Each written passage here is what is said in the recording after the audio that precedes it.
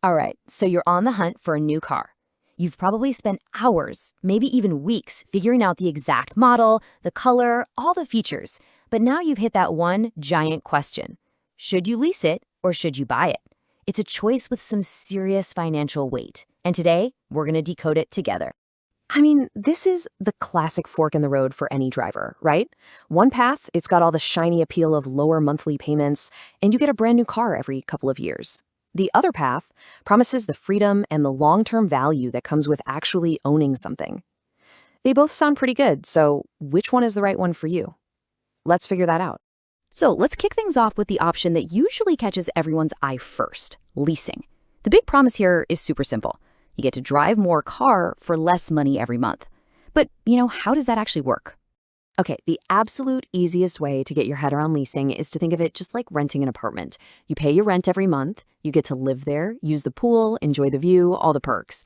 But when your lease is up, you just hand the keys back and walk away. A car lease is the exact same idea. You're paying to use the car, not to own it. Now, to really understand leasing, you have to get this one critical word, depreciation. You can think of it like this invisible force that starts eating away at your car's value the literal second you drive it off the dealership lot. It is, and I'm not kidding, the single biggest cost of owning a new car. So here's the magic trick with leasing. It lets you completely sidestep paying for the entire car. Your payments are just calculated to cover the piece of the car's value that it's expected to lose while you're the one driving it. You're basically just financing the depreciation, not the whole sticker price. And that leads to what we call the leasing lifestyle. See, because you're only covering that depreciation part, your monthly payments are way lower. And that means a fancier, more loaded car might suddenly be in your budget. Plus, you're always in a new vehicle, so it's always under warranty. You can pretty much say goodbye to those surprise $1,000 repair bills. It's a cycle of convenience, and you always have the latest and greatest tech. Okay, but what if you're not really into the whole renting idea? What if you're playing the long game? Well, that brings us to the other side of the coin, the power of buying.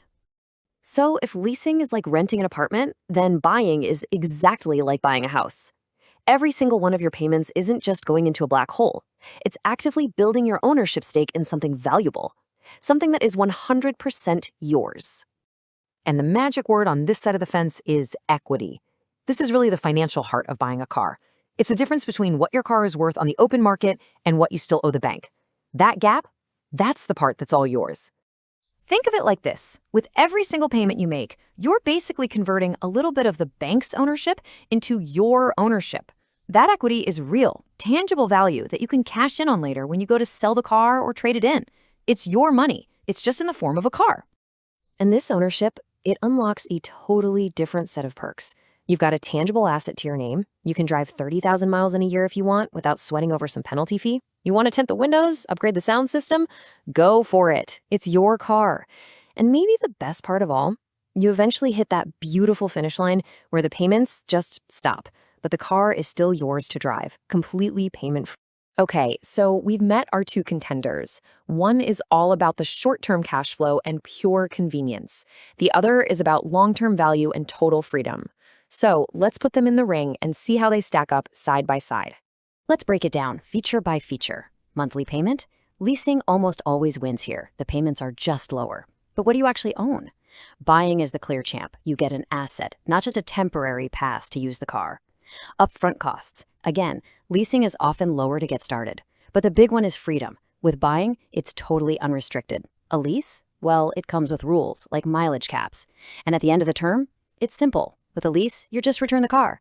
When you buy, it's yours. You can keep it, you can sell it, your call.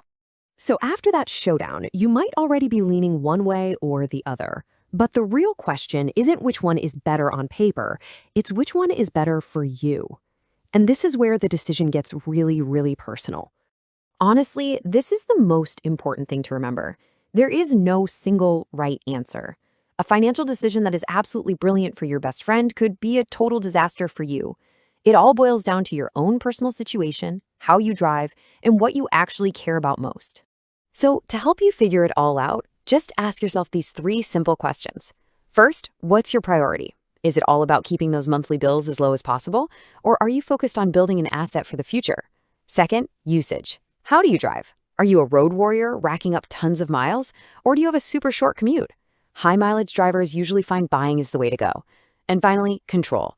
Do you love the idea of making a car truly yours, maybe driving it for a decade? Or does the thought of always having the newest model and the latest tech sound way more exciting?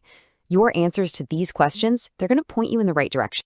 So in the end, forget about the horsepower and the heated seats for just a minute.